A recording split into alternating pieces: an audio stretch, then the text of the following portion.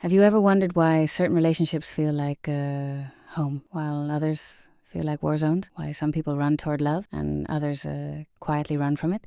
It turns out who we love and how we love often has less to do with the present and more to do with the past. The truth is, our childhood doesn't just shape who we are. It shapes how we love. Today, I'm going to walk you through 5 hidden patterns that explain why we act the way we do in relationships and what you can do to break free from the ones that hold you back. Family therapists Dr. Milan and Kay Yerkovich discovered that every person develops a love style, a pattern of emotional behavior formed early in life. It's not about blame or judgment, it's about understanding. Because when you can understand your style, you gain the power to change it. Let's explore the 5 main love patterns and see if you recognize yourself in any of them. Love style number 1, the pleaser. Let's start with the pleaser. Pleasers often grew up in homes where the air felt heavy, maybe with criticism, maybe with unpredictable emotions. As kids, they learned that the only way to stay safe was to be good, to make everyone happy. So they became experts at reading moods. Experts at smoothing things over, experts at pretending everything's okay, even when it's not. As adults, pleasers hate conflict. They'll say yes when they mean no. They'll apologize just to keep the peace. But inside, they often feel exhausted, resentful, and unseen. If you're a pleaser, here's your challenge. Learn to disappoint people. Not because you want to hurt them, but because you want to be honest with them. You can't build love on top of fear. You build it on truth. Love style number 2, the victim. The victim often comes from chaos, a childhood filled with shouting, unpredictability, or even abuse. To survive,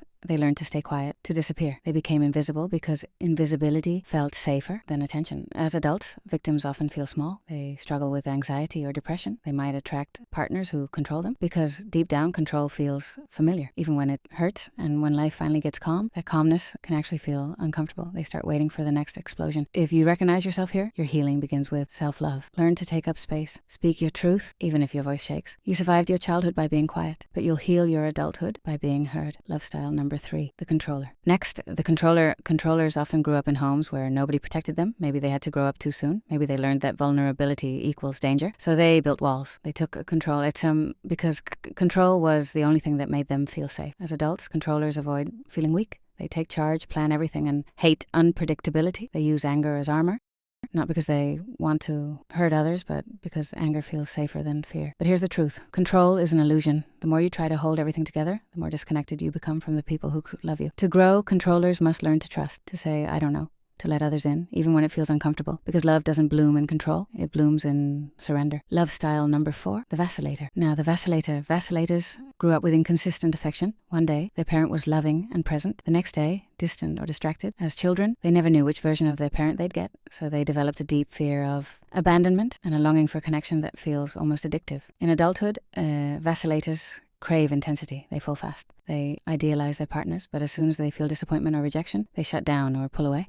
It's not that they don't want love, they just expect it to vanish, so they leave before it hurts. If this sounds like you, your healing is about pacing yourself. Take love slow. Build trust over time. And when the urge to run appears, stay. Let love prove it can be consistent. Love style number 5, the avoider. Finally, the avoider. Avoiders grew up in homes where emotions weren't safe or simply weren't shown. They learned early that feelings were weakness, so they locked them away. They became self-reliant, independent, logical, but emotionally distant. As adults, avoiders crave space. They can seem cold or detached, but deep down, they're terrified of being overwhelmed by someone else's emotions. They prefer control and logic because vulnerability feels foreign. To heal, avoiders must practice opening up. Slowly, honestly. Start with small truths. How you feel, what you need, what scares you. Because love isn't about independence or dependence, it's about interdependence. Standing strong but connected. Here's what's powerful about all of this. None of these styles are fixed. They're patterns, not prisons. Your love style explains your reactions, but it doesn't define your future. Every pleaser can learn to set boundaries. Every victim can learn to stand tall. Every controller can learn to trust. Every vacillator can learn patience. Every avoider can learn to feel. The goal isn't to be perfect, it's to be aware, because awareness is the first step toward change. So now I want to ask you, which love pattern sounds most like you? And more importantly, who do you want to become next? If this video spoke to you, take a moment after it ends to reflect. Write down one belief from your childhood that might still be guiding your relationships today, and then ask yourself, is that belief still serving me? You have the power to rewrite your story, because love isn't just something you find, it's something you learn. And the more you understand how you love, the more capable you become of loving fully, freely, and without fear.